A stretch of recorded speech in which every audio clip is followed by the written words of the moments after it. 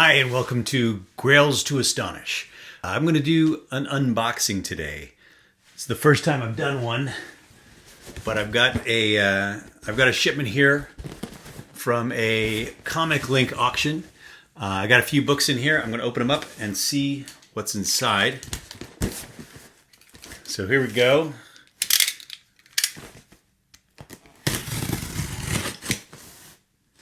I ordered these about a month ago, I think. Picked them up at auction. ComicLink I've used before. I like ComicLink. It's very stressful auctioning site because there's no 3-minute window where they'll accept new bids. It just goes right till the timer runs out, and then it runs out. And I've seen comics go. I saw one go from $600 to $2,600 in the last 10 seconds. So you never know what the final price is going to be at. People just throw in their bids, and I think everybody just waits till the last second, literally the last second, to throw in what they're willing to pay. So you really don't have any idea what's going to happen. As opposed to a site like Comic Connect, where any bid that comes in within the last 3 minutes resets it to 3 minutes, and you can think about whether or not you want to go up to the next price level. So ComicLink sometimes works out great, but it's you have to think fast. So anyway, here's the box. Got a few books inside. They use packing peanuts, which I find annoying, but my kids love. So they'll have fun tonight.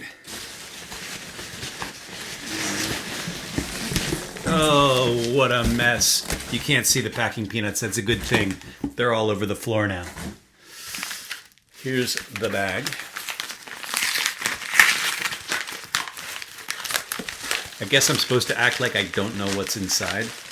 I know what's inside. I haven't seen it before. This is going to be the first time seeing it up close. I bought these books because it looked like some of them might have the potential for CPR, cracking open and regrading at a higher level or a lower level. You never know. So I bought them to see up close. Thought it might be worth it. Let's see what we got. And the first book we've got is Amazing Spider-Man 56 at 7.5 off-white to white pages. There you go. Now, you might notice it's also right here. I'll pull it off. I've already got it at 5.0. Bought a new one at 7.5, so I can sell this one off. I like having the higher grade. Let's take a look. It is, it's a bit tanned. This 5.0 is cream to off-white. This is off-white to white, and I definitely see it. It's a bit tanned on the cover. There might be something I can do about that. But you can see the backs. You can really compare the level of whiteness. They're both about the same on the cover. But there really aren't a lot of defects on this 7.5. It's nice. Let me look a little closer. Yeah, the corners are a little bit worn. I actually don't see many spine ticks at first glance. It's a really clean, nice cover. So I'm excited to have that. And this is a really good cover. This is one of my favorite Romita covers from Amazing Spider-Man. It's just a really nice Doc Ock, a really nice action pose, kind of like a Jack Kirby running toward the camera action pose. This is also the first appearance of Captain Stacy, Gwen Stacy's dad, one of the few grown-ups who actually like Spider-Man. I'm going to put this one back on the wall so we don't have a hole.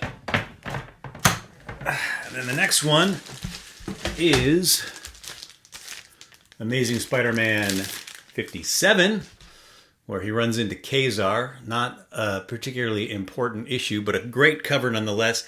Romita was just on fire at this point. After, I'd say every cover after 50, or a whole lot of them, are really, really, really good covers. Just great artwork.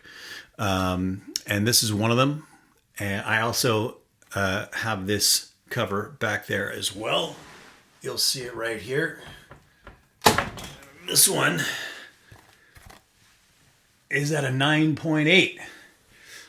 There's only, I think, 23 9.8s of issue 57 in the census. I didn't buy this at 9.8. I cracked it open and cleaned it up a little bit, sent it back in, got really lucky. So I'm actually looking to auction this one off. Got myself a 7.0 to see if there's anything I can do with that. Now I'm gonna have a look.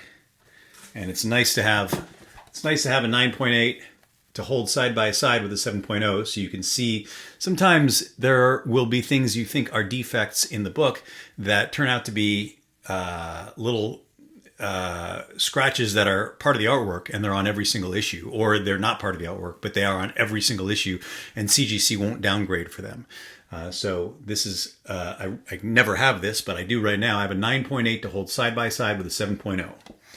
And honestly, nothing jumps out as being obviously different. This 7.0 is a little more faded.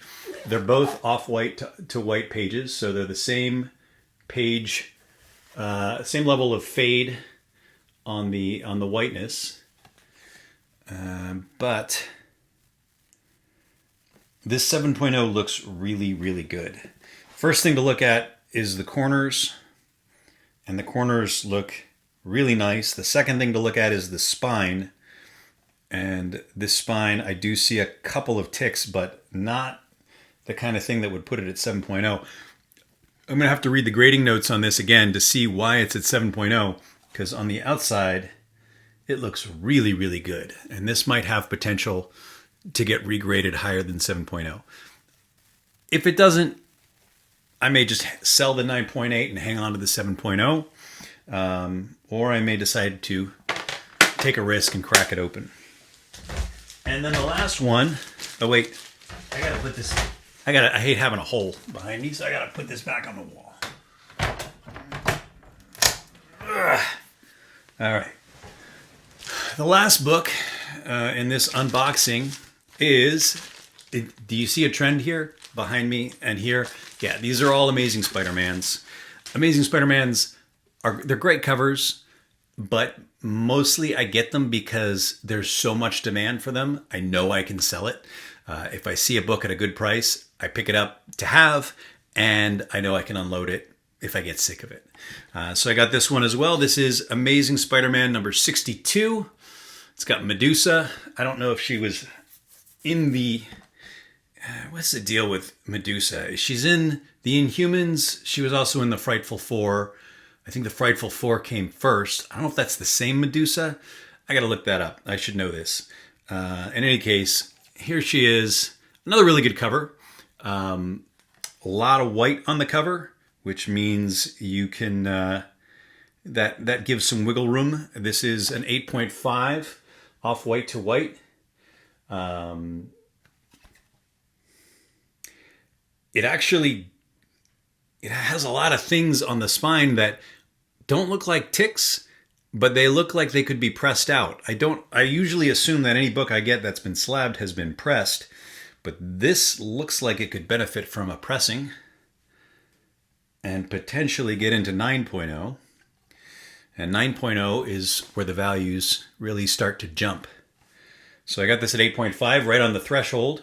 It's not a high value book particularly, but anything Amazing Spider-Man from the 60s that's in the 9.0 range is worth a fair amount. And if you put it on eBay or My Comic Shop, it'll go pretty quickly because there's a lot of people who collect those books. So that's it. I got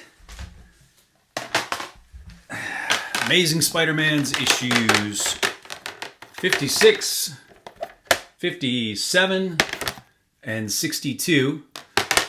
They'll go on the wall back here at some point. And thanks for watching.